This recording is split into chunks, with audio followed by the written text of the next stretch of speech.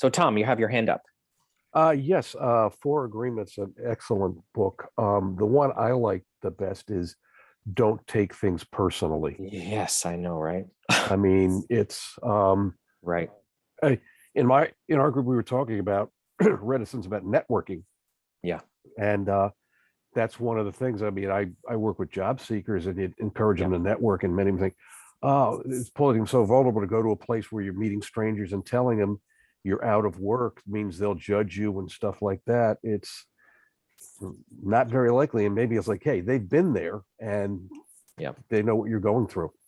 Yeah. Would agree totally, Tom. Here's the other thing I want to add to that. I'm laughing because here's the thing. I think people are judging me a lot half the time. You know what? They're not thinking about me that much. Right? It's like giving them too much credit. Like they're thinking, that's my own stuff. I'm like thinking about people are judging me. They're thinking about their own selves when they're Yes. with me. Right?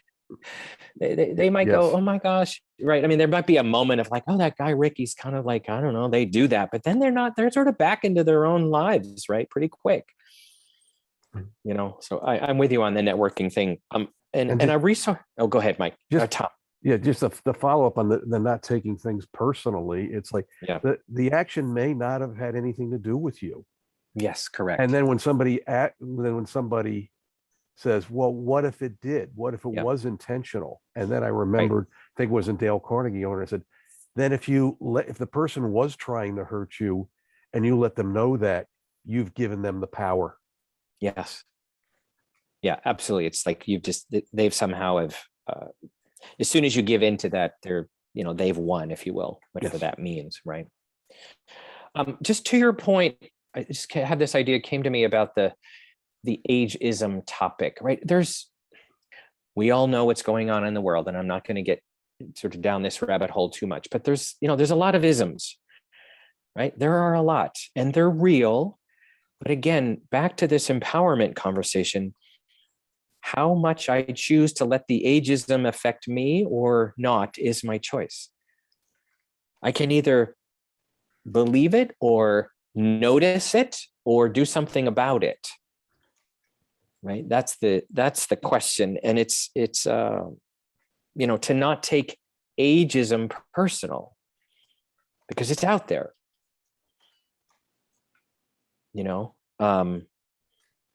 And I'm going to be, I don't know why I want to tell you this. I don't know why, but this is an example. Like I'm a gay man, right? That's a lot of judgment coming at me, by the way. Half the country thinks I shouldn't be on the planet. The other half thinks I'm fine. Doesn't matter. But my choice, how I be with that in the world is up to me. And is it vulnerable to tell that? Absolutely. Right now, you just got a piece of information. You're probably doing something with it right now, good or bad, no idea. But I'm going to go down a rabbit hole for 1 second on a great resource in this territory. You all know the work of Brene Brown. Anybody know Brene Brown? Recommend highly. Go look at Brene Brown, the whole land of vulnerability and shame, how we all swim in it. And she's a great resource to sort of uncork that whole topic and say, here's who I am. This is the package. And if you want it, great. If you don't want it, I'll go find somebody who does. And we all know this, but it does take courage, to your point. It takes vulnerability. It takes courage. It takes honesty. And Tom, you did your language of they've probably been there in some way, shape, or form in their own lives, right? Where they were stuck and confused. Because what we ultimately want, and what I ultimately want in my world, is people to be connected with each other about the human condition. It's a wild ride to be humans.